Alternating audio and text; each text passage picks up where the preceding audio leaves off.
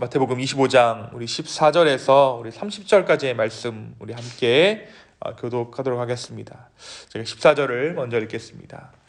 또 어떤 사람이 타국에 갈 때 그 종들을 불러 자기 소유를 맡김과 같으니 각각 그 재능대로 한 사람에게는 금 5달란트를, 한 사람에게는 2달란트를, 한 사람에게는 1달란트를 주고 떠났더니 5달란트 받은 자는 바로 가서 그것으로 장사하여 또 5달란트를 남기고 또 2달란트를 받은 자는 또 그같이 하여 또 2달란트를 남겼을 때 1달란트 받은 자는 가서 땅을 파고 그 주인의 돈을 감추어 두었더니 오랜 후에 그 종들의 주인이 돌아와 그들과 결산할세 5달란트 받았던 자는 5달란트를 더 가지고 와서 이르되 주인이여 내게 5달란트를 주셨는데 보소서 내가 또 5달란트를 남겼나이다.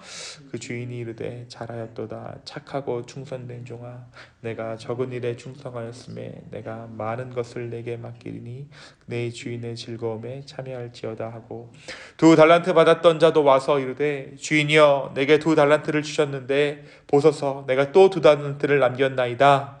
그 주인이 이르되 잘하였도다 착하고 충성된 종아 내가 적은 일에 충성하였음에 내가 많은 것을 내게 맡기리니 내 주인의 즐거움에 참여할지어다 하고 1달란트 받았던 자는 와서 이르되 주인이여 당신은 굳은 사람이라 심지 않은 데서 거두고 해치지 않은 데서 모으는 줄을 내가 알았으므로 두려워하여 나가서 당신의 달란트를 땅에 감추어 두었었나이다. 보소서 당신의 것을 가지셨나이다.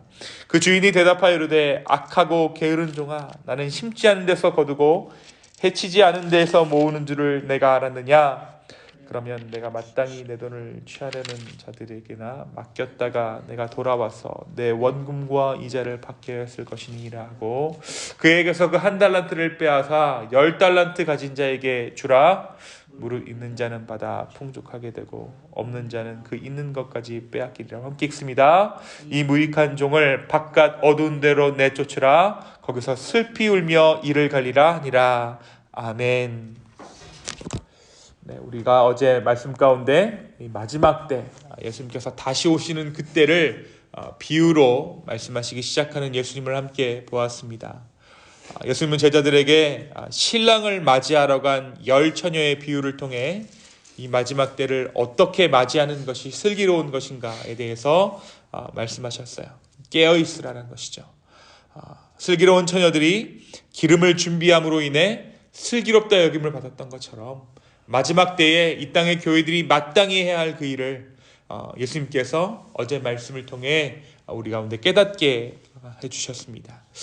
오늘 말씀은 계속해서 이 마지막 때를 비유로 말씀하고 계세요. 마지막 때 어떻게 살아가는 것이 정말 하나님 나라를 기다리는 정말 마땅한 교회의 모습인가에 대해서 오늘 말씀이 또한 비유로 말하고 있습니다. 이 비유의 내용은 우리가 잘 알고 있는 내용이에요.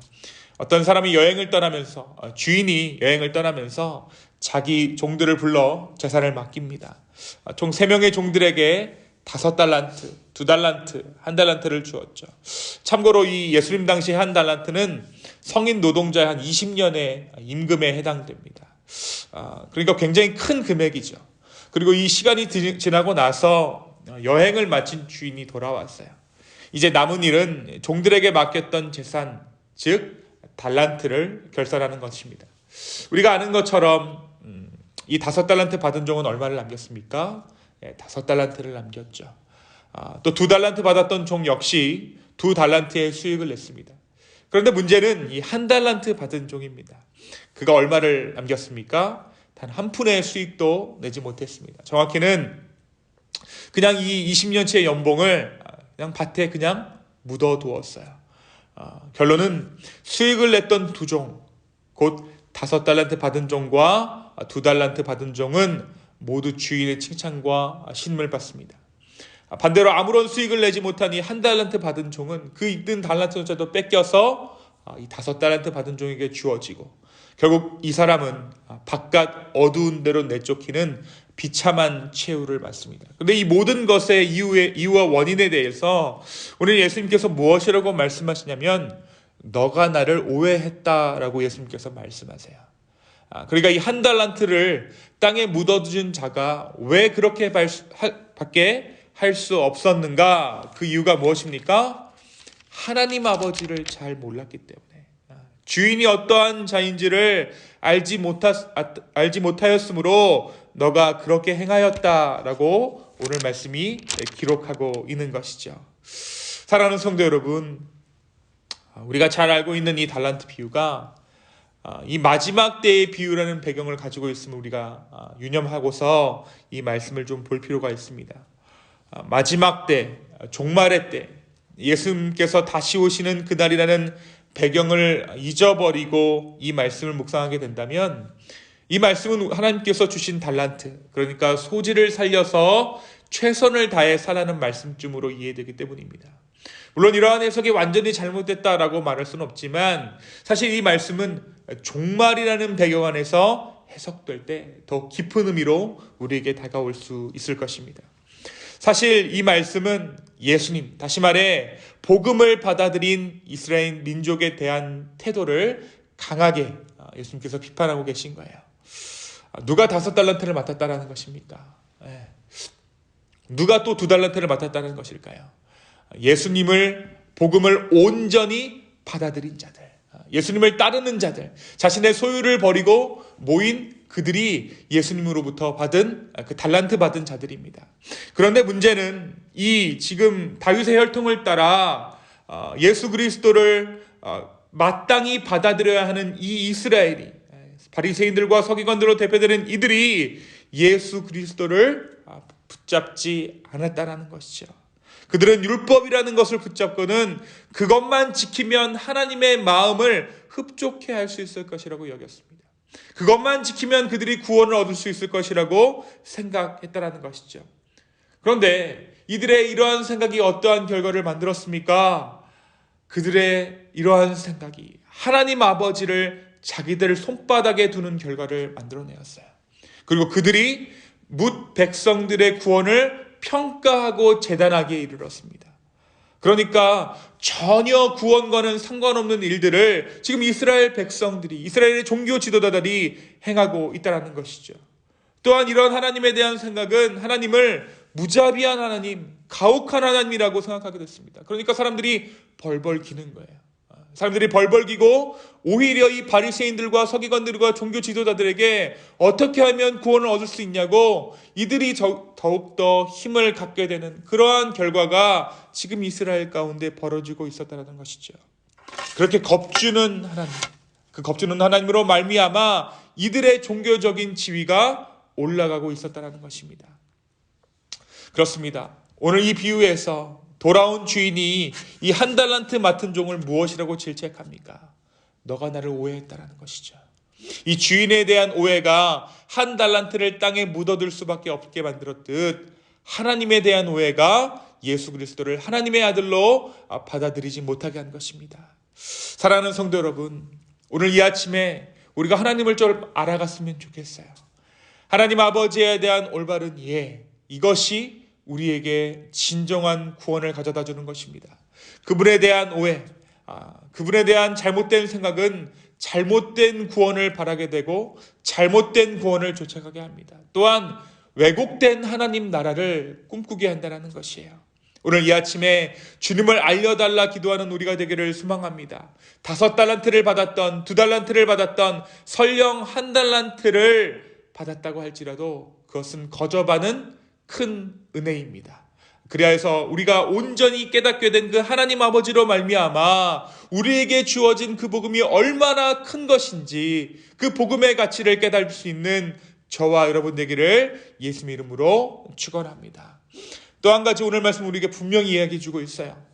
몇 달란트를 받았는가에 집중하면 우리는 아무것도 할 수 없을 것이라고 이야기합니다.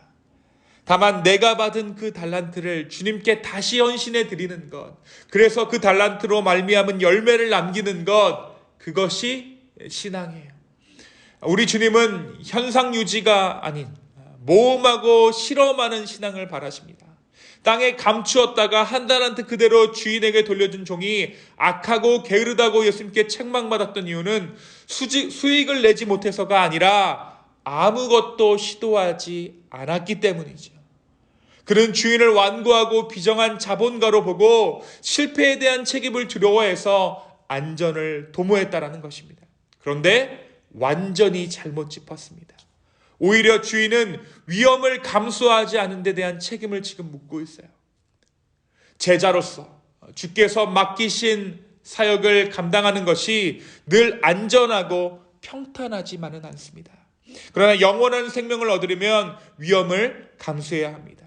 주인이 기대하는 것은 잘못을 범하지 않는 정도가 아니라 실패를 두려워하지 않고 더 나은 의를 추구하는 삶, 예수 그리스도께 한 영혼이라도 주께 돌아오게 만드는 삶, 바로 그 삶을 주님께서 원하고 계시다라는 것이죠.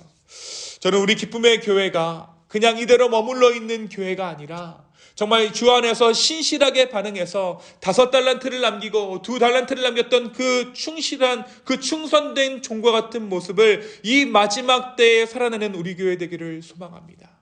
우리가 정말 이 1달란트 받았다는 것에 만족해서 하나님 아버지를 두려워해서 있는 것만 잘 유지해서 그냥 하나님 마지막 때에 주님 우리가 이 1달란트를 잘 보존했습니다라고 말하고 마는 것이 아니라 주님 우리가 정말 열심히 믿었고 열심히 헌신해서 주님께 이러한 열매를 올려드렸습니다라고 말할 수 있는 그러한 공동체 되기를 원합니다. 이 모든 것이 하나님에 대한 이해로부터 비롯됩니다. 우리가 어떠한 하나님인지 알았을 때 우리는 우리가 가진 것들을 과감하게 투자할 수 있을 거예요. 하나님은 우리에게 우리가 구하는 것을 주시는 분이시고 찾는 것을 찾게 하시는 분이시고 우리가 두드렸을 때 그 문을 기꺼이 여시는 주님이십니다. 오늘 두려움보다는 믿음으로 담대함으로 주님께 나아갈 수 있는, 그래야 해서 정말 믿음의 삶, 복음의 삶이 어떠한 것인지를 세상 가운데 보일 수 있는 저와 여러분 기쁨의 교회 되기를 예수님의 이름으로 축원합니다. 이 시간 함께 기도하시겠습니다. 주님, 우리가 주님을 오해하고 있다면, 그래서 우리가 잘못된 두려움 가운데 떨고 있다면 오늘 이 아침에 복음으로 말미암아 우리의 영혼이 해방되게 하여 주십시오. 또한 주님 그 해방된 복음으로 말미암아 우리가 정말 우리의 것을 끙끙 쥐고 이 평안이 달아날까 두려워하는 것이 아니라 이 정말 온전히 복음을 전하며 온 열방 가운데 주 예수 그리스도의 이름을 전하는 그러한 기쁨의 교회 될 수 있도록 주의 이 교회를 붙잡아 주시고 이 교회를 축복하여 주시옵소서. 주님, 많은 변화의 시점 가운데 있습니다. 그러나 주님, 우리가 더 이상 두려워하고 뒤로 물러서는 것이 아니라 온전히 아버지께 우리의 받은 것을 드리며 나아가기를 소망합니다. 선하신 주님, 우리의 삶을 인도하시며 우리의 모든 여정을 인도하여 주시옵소서. 다만 우리가 주님을 믿지 못하고 있다면 온전히 다시 한번 주님을 신뢰하는 이 아침 되게 하여 주시옵소서. 감사합니다. 이 모든 말씀 살아서 역사하시는 예수님의 이름으로 기도하였습니다. 아멘.